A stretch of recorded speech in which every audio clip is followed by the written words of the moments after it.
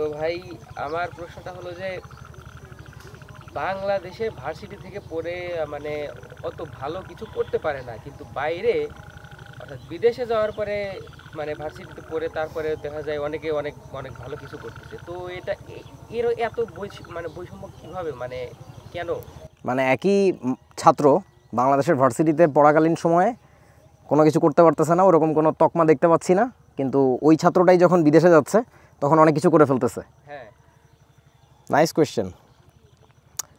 আচ্ছা, তোমাকে যদি আমি একটা প্রশ্ন করি, ধরো তোমাকে বিয়ে দেওয়ার পরে তুমি শ্বশুরবাড়ি গেলা, তোমার শালা শালি শ্বশুর শাশুড়ি মিলে শুধু খাওয়াচ্ছে কিন্তু টয়লেটে যেতে দিচ্ছে না, বুঝো? তাহলে তুমি কি অনেক খাইতে পারবা, আরও অনেক খাইতে পারবা নাকি? না, একটা লিমিট পর্যন্ত খাইতে পারবো, তারপরে শেষ। তাই তো, answer is there. Output channel যদি ক্লিয়ার না হয়, মানে if there is no scope of output আর ইমপ্লিমেন্টেশন, কাজে লাগানোর যদি সুযোগ না থাকে, তাহলে আসলে নতুন করে কিছু আসবে না। ইনপুট তখনই আসবে যখন আউটপুটটা ক্লিয়ার থাকে। ব্যাপারটা বোঝো, যদি আমরা উন্নত বিশ্বের দিকে তাকাই, মানে তথাকথিত উন্নত বিশ্ব আর কি, উন্নত তো বটেই, প্রযুক্তিতে অমুক তমুকে বিভিন্ন দিক দিয়ে উন্নত আর কি, মানবিকতার দিক দিয়ে কি সেটা পরের কথা। ওদের দিকে তাকাইলে দেখবা যে ওদের যে যত রিসার্চ হয় বিভিন্ন ইউনিভার্সিটিগুলোতে, সেই রিসার্চের অ্যাপ্লিকেশনটা কোথায়? ওদের প্রাইমারি অ্যাপ্লিকেশন হয় হচ্ছে মিলিটারিতে। কেন? ওরা প্রতিনিয়ত নতুন নতুন যুদ্ধ বিমান বানাচ্ছে, যুদ্ধ জাহাজ বানাচ্ছে, যুদ্ধের সরঞ্জামাদি বানাচ্ছে, বিকজ যুদ্ধ তো একটা বৈরী পরিবেশ। সেই বৈরী পরিবেশে তোমাকে টিকে থাকার জন্য তোমার লাইফ ইনস্ট্রুমেন্ট যা যা আছে, মানে তোমাকে বাঁচায় রাখার জন্য যা কিছু দরকার, তার সব কিছুর ওরা পারফেক্ট বন্দোবস্ত করে ফেলে। মানে starting from bullet proof vest to তুমি কোন প্রোটিন খাবারটা খেয়ে তুমি এক সপ্তাহ কাটাই দিতে পারবা অল্প একটু রুটি খেয়ে, সেইটা গবেষণা থেকে শুরু করে মানে সব কিছু মানে আনবিলিভেবল লেভেলে।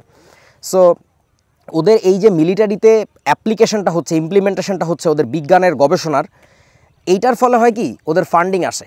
মানে ব্যাপারটা বোঝো, ওখানে মিলিটারিতে ইমপ্লিমেন্টেশন যেহেতু হচ্ছে, তাহলে গভর্নমেন্ট নন গভর্নমেন্ট বিভিন্ন প্রতিষ্ঠান থেকে বাজেট আসতেছে যে এই গবেষণা আরও দরকার, এই অস্ত্রটা আরও বেটার বানানো যায় কীভাবে, বা এই প্রসেসটাকে আরও সুন্দর করা যায় কীভাবে, ওই বিমানের গতি বাড়ানো যায় কীভাবে, এই ইঞ্জিনটাকে আরও ডেভেলপ করা যায় কীভাবে। অজস্র ফান্ডিং আসতেছে। যেহেতু ফান্ডিং আসতেছে, তাহলে গবেষকরা, চিন্তকরা মাথা ঠান্ডা করে ভাবতে পারতেছে, সে তার কাজের একটা প্রয়োগ দেখতে পাচ্ছে। আচ্ছা আচ্ছা, আমি গবেষণাটা করছিলাম, ওটা তো এটা না হয়ে ওইটা হলে আরেকটু ভালো হইতো। So that gives him another inspiration or an idea to make something even newer. So this is how they are progressing. কিন্তু আমাদের দেশে যেটা হয়, ধরো আমি কয়েকটা উদাহরণ দিই আর কি, আমার এই মুহূর্তে যেটা মনে আসতেছে, এই যে আমাদের প্রিপেইড মিটার আমরা এখন বাংলাদেশে বিভিন্ন জায়গায় ব্যবহার করতেছি, এখনও সারা বাংলাদেশে ওইভাবে যায় নাই। As far as I am concerned, এই প্রিপেইড মিটারের কনসেপ্টটা বুয়েটেরই, আমাদের দেশের বুয়েটেরই ইলেকট্রিক্যাল অ্যান্ড ইলেকট্রনিক্স ইঞ্জিনিয়ারিং ডিপার্টমেন্টের একজন প্রফেসরের হাত ধরে আমাদের সিনিয়র কয়েকজন ভাইয়ার একটা রিসার্চ পেপার ছিল, সেটা থেকে পরবর্তীতে তারা ইমপ্লিমেন্টেশন করে দেখাইছিল। আমার মনে পড়ে, এখনও ছোটো ছিলাম তখন টিভিতে দেখাইছিল। বাট সেই জিনিসটার প্রয়োগ এ দেশ কি আগে শুরু করছে নাকি উন্নত দেশ আগে করছে? The answer is Europe America আগে শুরু করছে, আমরা অনেক পরে পিছায় আছি। অথচ এইখানে ওদের চেয়ে বেশি দরকার ছিল আমাদের ইমপ্লিমেন্ট করা, কারণ আমাদের তো এই যে অনেক বড় বড় বিদ্যুৎ বিল আমাদের ফাঁকি দেয় বড় বড় ফ্যাক্টরিগুলো, মিলগুলা বা বিভিন্ন জোর যার মুল্লুক তার সেই সিস্টেমে। সো অথচ ওই জিনিসটা দরকার ছিল আমাদের এখানে, যদিও কিন্তু আমরা অ্যাপ্লাই করি না, ইমপ্লিমেন্ট করি না, কারণ মনের মধ্যে ওই যে ভয় যে এ দেশের ডেভেলপ করা একটা টেকনোলজি, এটা কি আসলে ভালো কিছু হবে কিনা, অমুক তমুক, মানে নিজেদের প্রতি অবিশ্বাস। আচ্ছা, এটা গেল প্রিপেইড মিটারের ব্যাপারটা। তারপরে যদি ওই ইলেকট্রিক্যাল ইঞ্জিনিয়ারিংয়ের কথাই বলি, আমাদের সোহাগ ভাই ইভিএম ইলেকট্রনিক ভোটিং মেশিন সোহাগ ভাই বানাইলো। এখন সেই জিনিসটাকে আমরা ব্যবহার করলাম ঠিকই, বাট করা হইলো একজন স্বৈরাচারের হাত দিয়ে, যেটাতে আমরা দেখছি যে আওয়ামী লীগ কীভাবে এটার অপব্যবহার করছে। বাট তুমি কি বলতে পারবা যে ইলেকট্রনিক ভোটিং মেশিন মানে ইভিএমের মেশিনটা কি খারাপ? না, জিনিসটার তো ব্যবহার অসাধারণ হইতে পারতো যদি যোগ্য জায়গায় পড়তো আর কি।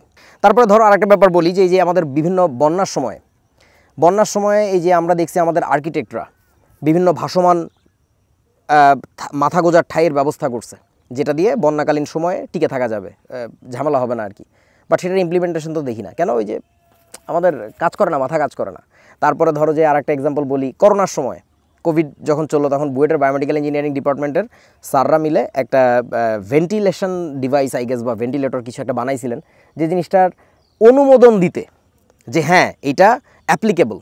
এইটা করতে আমাদের যে 18 মাসে বছর গড়ালো, মানে আমাদের যে এক কুড়েমিটা ভর করলো যে আমরা এটা আসলে অ্যাপ্লাই করবো কি করবো না, ক্লিনিক্যাল ট্রায়ালে যাবো কি না, বা আদৌ আসলে এটা ঠিক আছে কি না, মানে কোনো সরকারি মহল দায়িত্বশীল যারা, তাদের আসলে এইগুলোতে টনক নড়ে না, মাথা ঘিলু কাজ করে না, বসে থাকি সব সময় যে ওই যে চায়নাতে, ইউরোপে, আমেরিকায় কিছু একটা বানাবে, আমরা ওইটা কিনে নিয়ে এসে অ্যাপ্লাই করবো। সো এইরকম যদি সিনারিও হয়, তাহলে এই দেশের কোনো বিশ্ববিদ্যালয় কেন দূরে থাক, মানে কোনো গবেষণা প্রতিষ্ঠানও কোনো গবেষণা করবে না, কারণ এটা কোনো অ্যাপ্লিকেশন নাই। এটা আমি আমি আমি এটা করবো কোথায়, আমার এটার অ্যাপ্লিকেশনটা কোথায়, আমার এটা সেল হবে কোথায়? So that's the fact. আমার কাছে মনে হয় যে এটাই করা উচিত। আমার এই যে পরিচিত স্টুডেন্টদের মধ্যে, আমার স্টুডেন্টদের মধ্যে কী পরিমাণে রোবোটিক্স নিয়ে মজার মজার কাজ করতেছে ছেলেপেলে, কিন্তু nobody is paying any attention to them. So that ওরা যে কিছু একটা করবে, ওরা ড্রোন বানাবে, ওরা মিসাইল বানাবে, ওরা ক্ষেপণাস্ত্র বানাবে, কত কিছু বানাবে। হ্যাঁ, ওরাই আগামী দিনের 6th জেনারেশন ফাইটার জেট বানাইতে পারবে। এখনই পারবে না, it will take time, that's a huge long path. But শুরু যে করবে, ওরা যে স্বপ্ন দেখবে যে হ্যাঁ এদেশেই থাকবো, আমি এদেশেই করব, সেটা সুযোগ নেই, বিকজ ওই যে বললাম আউটপুট চ্যানেলটা ক্লিয়ার না।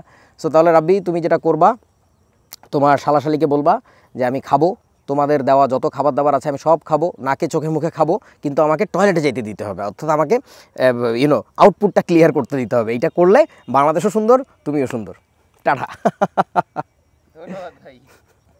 এই আর একটা জিনিস মনে পড়ছে, দাঁড়াও।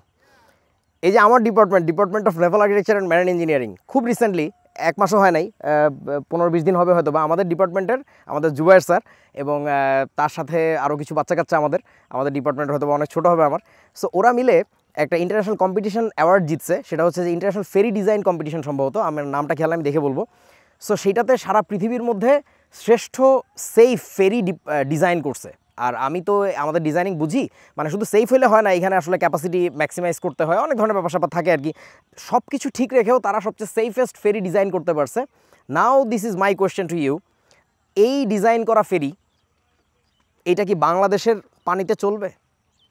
কেউ উদ্যোগ নেবে না, নোবডি উইল কেয়ার কে কোথায় কী করলো না করলো। অথচ এটা যদি আজকে ইউরোপ আমেরিকা হইতো, ওরা ঠিকই এটাকে ইমপ্লিমেন্ট করতো যে that is the best design ever made. So এটাকে আগে আমাদের দেশে করে দেখি, কিন্তু আমাদের ওই সাহসটা নাই, আমাদের ওই কী জানি একটা নাই। টাটা।